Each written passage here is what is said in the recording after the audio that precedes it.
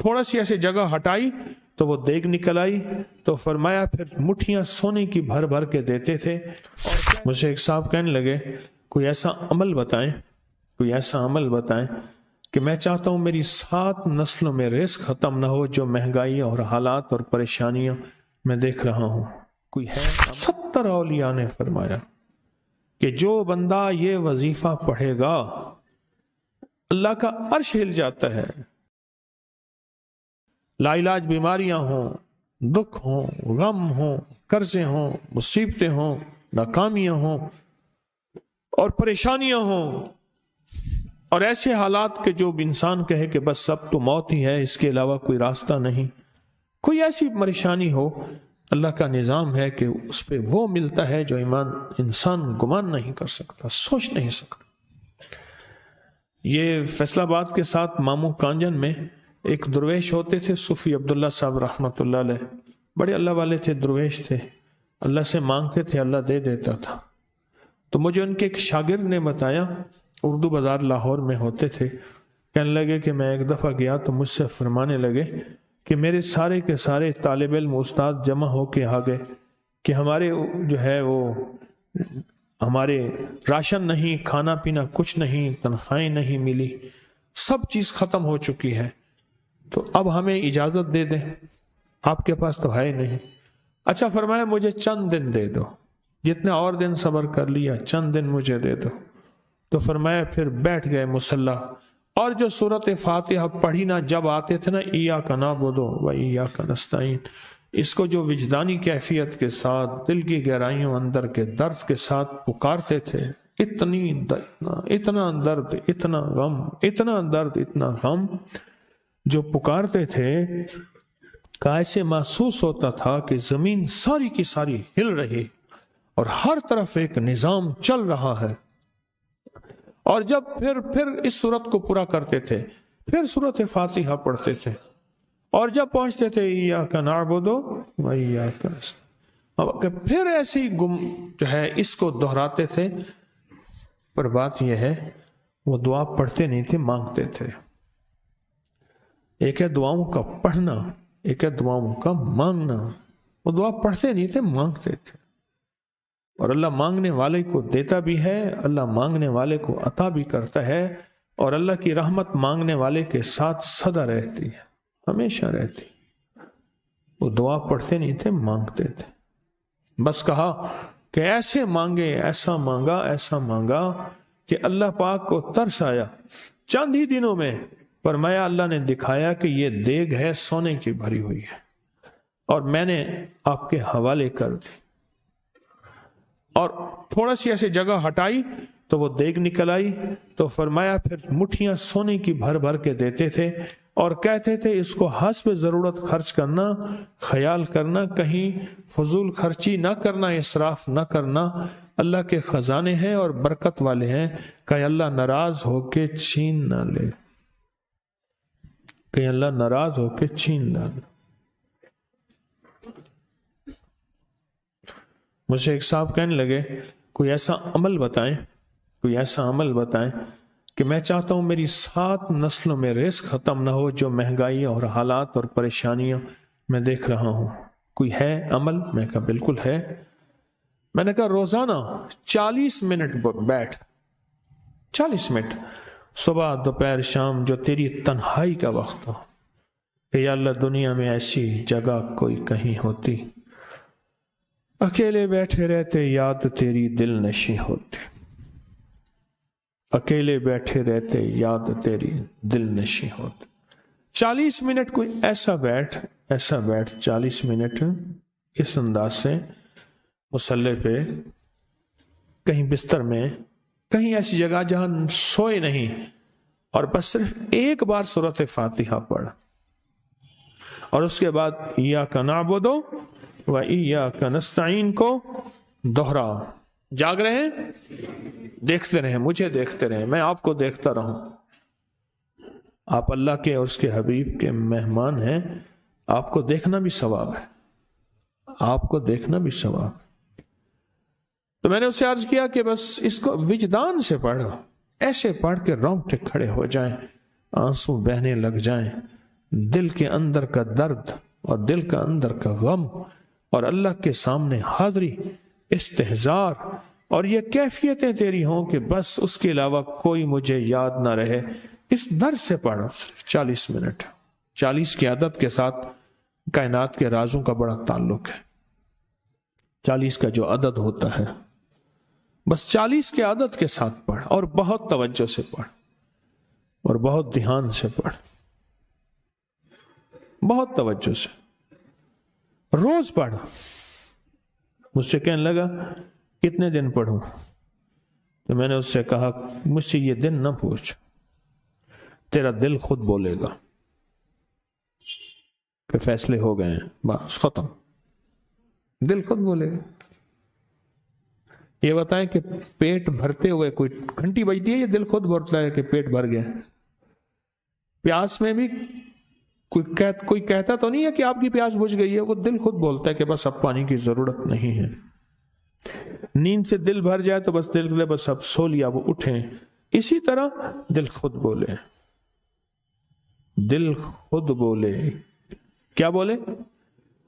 دل خود بولے، اور دل اندر بولے، دل اندر بولے۔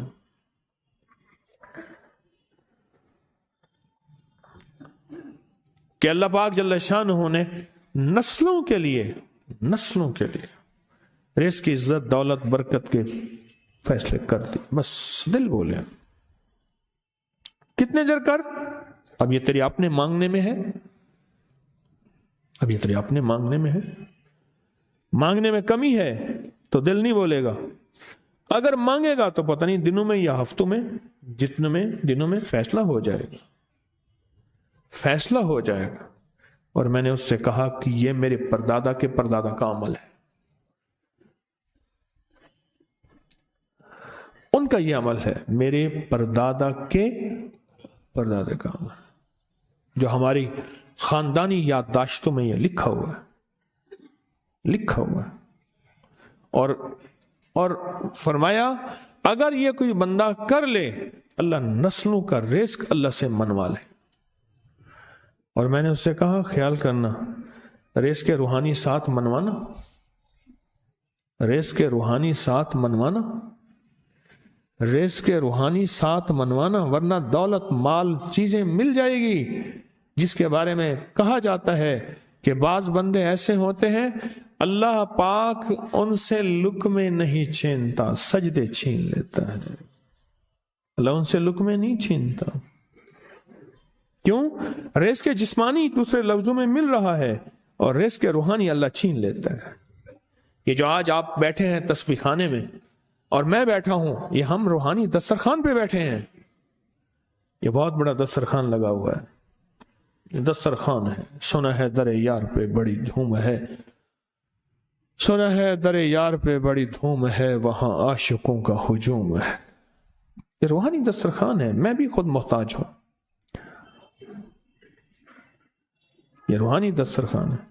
تو میں نے اس سے عرض کیا کہ ایک دسترخوان نہیں مانگنا، دونوں مانگنا، رزق روحانی بھی، رزق جسمانی تو اس کو ملتا، اس کو بھی ملتا ہے جس کو کلمہ نصیب نہیں ہوا، رزق جسمانی تو اس کو ہی ملتا ہے جس کو کملی والی کی غلامی نصیب نہیں ہوئی، رزق جسمانی تو اس کو ہی ملتا ہے جس کے ماتھے پہ شقاوت لکھی ہے، رزق جسمانی تو اس کو ملتا ہے جو اللہ کا نافرمان ہے، رزق جسمانی تو اس کو ملتا ہے جو اللہ کے وجود کا انکار کرتا ہے، رزق جسمانی تو اس کو ہی ملتا ہے جو آخرت اور قبر کا انکار کرتا ہے، رزق جسمانی تو اس کو ملتا ہے جو جنات اور برزخ کا انکار کرتا ہے، رزق جسمانی تو اس کو ملتا ہے جو خود کملی والے کی نبوت کا انکار کرتا ہے، وہ تو بے بہا لوگ ہیں، ان کو ملتا ہے۔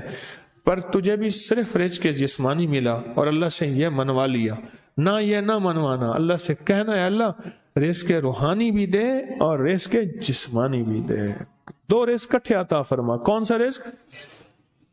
رزق اور رزق جسمانی بھی دے۔ کہیں ایسا نہ ہو کہ میری نسلوں میں صرف مال، دولت اور چیزیں ہوں اور تیرا نام اور تیرے حبیب کا نام نہ ہو، تیرا نام اور تیرے کملی والے کا نام نہ ہو، تیرا نام اور تیرے دوستوں کا نام نہ ہو، تیرا نام اور تیری آل و اصحاب کا نام نہ ہو۔ کہیں ایسا نہ ہو میں محروم ہو جاؤں مجھے آل اور محمد اور آل محمد اور اصحاب محمد کی نسبتیں یہ بھی ساتھ عطا کیے رکھ۔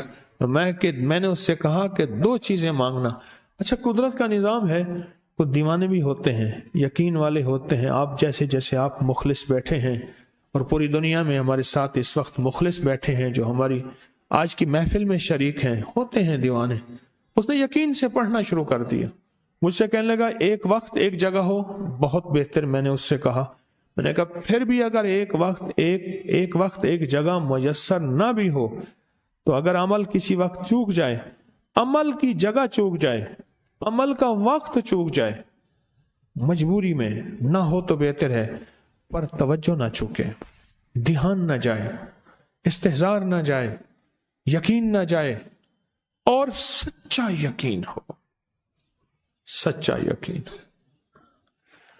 کہ میرا اللہ خود کہتا ہے یہ مانگنا بھی تو اسی نے دیا ہے نا، اسی نے مانگنا دیا ہے۔ جب اس کریم نے مانگنا ہی خود دیا ہے تو عطا بھی خود کرے گا۔ نہیں خوف نارے جہیم کا کہ کرم ہے مجھ پہ کریم کا، وہ خود عطا کرے گا مجھے، اس نے مانگنا دیا دے گا۔ یقین ہو ایسا ایسا ایسا ایسا، اتنا زبردست یقین ہو، اتنا یقین ہو اللہ کے ملنے پہ اور اللہ کے مانگنے پہ، اتنا یقین ہو کہ گمان اور خیال سے بالا تر یقین ہو، بہت زیادہ یقین ہو۔ یاد رکھیے گا میری بات، میری طرف دیکھتے رہیں، یاد رکھیے گا جس کو ملا ہے یقین کی طاقت میں ملا ہے، اور جس سے چھنا ہے بے یقینی نے اس سے سب کچھ چھین لیا، بے یقینی نے اس سے سب کچھ چھین لیا ہے۔ جس کو ملا ہے یقین کی طاقت سے ملا ہے، یقین ہو کہ میں کر رہا ہوں اور اللہ مجھے دے دے گا۔ کہا کہ کیسا یقین ہو؟ کہا جیسے بکری کے تھن دودھ سے بھرے ہوئے اور میں کہوں کہ میرے ہاتھ سے دباؤں گا اور دودھ نکلے گا، اس سے زیادہ یقین۔ اور کہا کس سے زیادہ یقین؟ کہا کہ ایک بڑا نوٹ ہو اور بڑا نوٹ کے اندر جو ہے ایک آنے کی چیز آنی ہے، تو میں کہوں کہ اس سے تو اس کی نوٹ کے اندر تو ہزاروں آنے ہیں، اور میں ایک آنے کی چیز، ایک ٹکے کی چیز لوں گا اور میرا کام بن جائے گا۔ اس سے زیادہ یقین ہو، اور اس سے کہیں زیادہ یقین ہو کہ سخت پیاس ہے اور میں پانی کو دیکھوں، اور پانی کو دیکھتے ہی مجھے یقین ہو کہ اس سخت پیاس میں میرا پیاس بجھ جائے گی، پیٹ بھر جائے گا۔ اس سے کہیں زیادہ یقین ہو۔ میں پھر بھی یقین کو نہیں سمجھا سکا، علم بھی محدود ہے، الفاظ بھی میرے پاس محدود ہیں۔ اس سے کہیں زیادہ یقین ہو، اس سے کہیں زیادہ یقین ہو،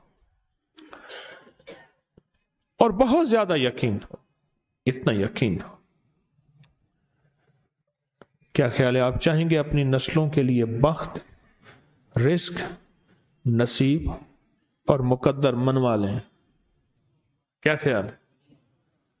وہ بڑا کریم ہے۔ میں نے ابھی نہیں بتایا کہ قرآن کا واقعہ سنایا، حضرت موسیٰ اور خضر علیہ السلام کا قرآن کا واقعہ سنایا کہ ان کی 7 نسلوں کا جو ابا تھا نا، وہ 7 نسلوں میں پہلے والا ابا، دادے کے دادے کے دادے کا دادا، ٹھیک، وہ نیک تھا، وہ دعائیں مانگتا تھا، وہ اللہ کے ساتھ تعلق میں تھا، اس کا تقویٰ تھا، وہ اس کی نیکی کا اثر، اس کی نیکی کا اثر، اس کی نیکی کا اثر نسلوں میں منتقل ہوا، نسلوں میں منتقل ہوا۔ پڑھ لیں، مانگ لیں، اللہ سے کر دیں کہ اللہ میرے لیے اور میری نسلوں کے لیے رزق روحانی اور رزق جسمانی کے فیصلے کر دیں، رزق روحانی اور رزق جسمانی کے فیصلے کر دیں۔ شاہ عبد الرحیم تھے شاہ ولی اللہ رحمت اللہ علیہ کے والد محترم، انہوں نے شاہ ولی اللہ سے کہا بیٹا میں تجھے روحانی مشقیں کرا رہا ہوں، ایک مشق ایک بھی کر لے، اپنے لیے اور اپنی نسلوں کے لیے اللہ سے رزق منوا لے۔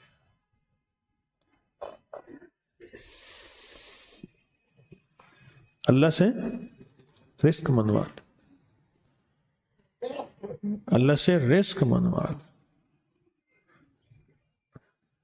تو پوچھا کہ حضرت میں رزق کیسے منواؤں؟ وہ میں کہ کچھ وقت ایسا نکالا کر، ایسا وقت نکالا کر 2 گھڑی اور 3 گھڑی کا، ایک ساتھ 2 گھڑی اور 3 گھڑی ایک ساتھ تقریباً 21 منٹ کی ہوتی ہے، تقریباً 21 منٹ کی. 2 ساتیں مل جائیں تو 40 منٹ بنتے ہیں. تو 2 ایک ساتھ 2 ساتھ 3 ساتھ کی گھڑی میں کہ بیٹھ کے نا سورت فاتحہ اور اس میں ایاک نعبد و ایاک نستعین کا تکرار اور استحضار کیا کر، اور ایسا کیا کر تیری آنسو بہیں، تیرا دل روئے، تیری آنکھیں روئیں، تیرا تیرے رونگٹے کھڑے ہوں اور رواں رواں، اور اس کے اندر سے تیرا پل پل، تیرا من، تیرا جذبہ، تیری سوچیں بولیں. کیا بولیں؟ ایاک نعبد و ایاک نستعین. تو ایک میلہ تھا اللہ کے نیک بندوں کا، تو اس میں 70 اولیاء جمع ہوئے. 70 اولیاء جمع ہوئے. ہر اللہ کے ولی نے کہا کہ آپ کوئی ایسا وظیفہ بتائیں، ایسی تسبیح بتائیں، ایسا ذکر بتائیں جو اللہ کے عرش کو ہلائے اور جو اللہ کی ذات کو متوجہ کر دے، جو اللہ کے تعلق کو نصیب کر دے. کوئی ایسا ذکر، کوئی ایسی تسبیح بتائیں. فرمایا سب نے بتایا کہ سورت فاتحہ ہے، اور اب سب سے پوچھا سورت فاتحہ میں کوئی ایسا جز بتائیں جو سورت فاتحہ کا دل ہو. سورت یاسین قرآن کا دل، لیکن سورت یاسین کا دل سلام قولا من رب الرحیم. ہر سورت کے اندر اللہ پاک نے کچھ نعمتیں، کچھ نکتے رکھے ہیں. تو فرمایا سورت فاتحہ کا دل. تو میلے میں جتنے بھی اولیاء 70 بیٹھے تھے، سب نے کہا کہ اگر سورت فاتحہ کا دل پانا ہے تو وہ صرف کیا ہے؟ ایاک نعبد و ایاک نستعین. اس کا مفہوم عام سادہ سے یہ ہے کہ مولا غلامی تیری، در کسی اور کا. جب غلام تیرے ہیں، منگتے تیرے ہیں، بھکاری تیرے ہیں، محتاج تیرے ہیں، پھر در بھی تیرا ہے، پھر در بھی تیرا ہے، اور کسی کا در مولا نہیں ہے، پھر در بھی تیرا ہے. تیرے در کے ہم محتاج، تیرے بر کے ہم غلام ہیں. تو میں نے اس سے کہا کہ یہ وظیفہ کر، سارا دن پڑھی ایاک نعبد، اور کام بھی کرتا رہے، وضو بے وضو چلتا بھی رہے، یہ پڑھتا بھی رہے، پڑھتا بھی رہے، پڑھتا بھی رہے. چند دن چند ہفتے یہ عمل کر، اور رات سوتے ہوئے سورت فاتحہ پوری کر 40ویں، اور پھر درود پاک پڑھتے پڑھتے سو جا. 70 اولیاء نے فرمایا کہ جو بندہ یہ وظیفہ پڑھے گا اللہ کا عرش ہل جاتا ہے، اور فرشتوں میں کوہرام مچ جاتا ہے، اور فرشتوں میں اللہ کے بارگاہ میں فریادیں ہوتی ہیں کہ یا اللہ یہ بندہ ہے اور اس نے یہ عمل کیا ہے، یہ وظیفہ کیا ہے، اور ابھی تک اس کی دعا قبول نہیں ہوئی، اس نے یہ مانگا ہے ابھی تک دعا قبول نہیں ہوئی. فرشتوں میں یہ کوہرام مچ جاتا ہے. ایک اللہ کے دوست تھے، سوتے سوتے ایک دم اٹھ بیٹھے. اٹھنے کے بعد وجدانی کیفیت کے ساتھ جو ہے یہ وظیفہ پڑھنے لگے. تو کسی نے پوچھا کہ حضرت کیا ہوا؟ فرمایا میں نے دیکھا کہ اللہ کے عرش کے نیچے جنتی ہیں اور وہ ٹہل رہے ہیں، اور سب کی زبان پہ یہی وظیفہ ہے، ایاک نعبد و ایاک نستعین. سب کی زبان پہ یہی وظیفہ ہے اور سب یہی پڑھ رہے ہیں.